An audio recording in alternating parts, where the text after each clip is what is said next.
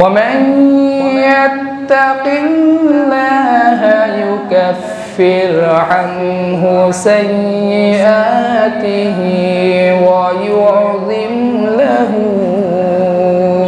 أجرا আল্লাহ তাআলা বলেন দুনিয়ার যে মানুষগুলো তাকওয়া অবলম্বন করবে, খোদা ভীতি অর্জন করবে, অর্থাৎ আল্লাহ জাল্লা শানুহু দুনিয়ার মানুষকে যেই কাজগুলো আদায় করতে বলেছেন সেই কাজগুলো যারা আদায় করবে এবং যেই সমস্ত কাজকর্ম থেকে দূরে থাকতে বলেছেন সেই সমস্ত কাজকর্ম থেকে যারা দূরে থাকবে, আল্লাহ জাল্লা শানুহু ওয়া আম্মা নাওয়ালুহু তাদের অতীতের সমস্ত গুনাহগুলোকে মাফ করে দিবেন। সুবহানাল্লাহ।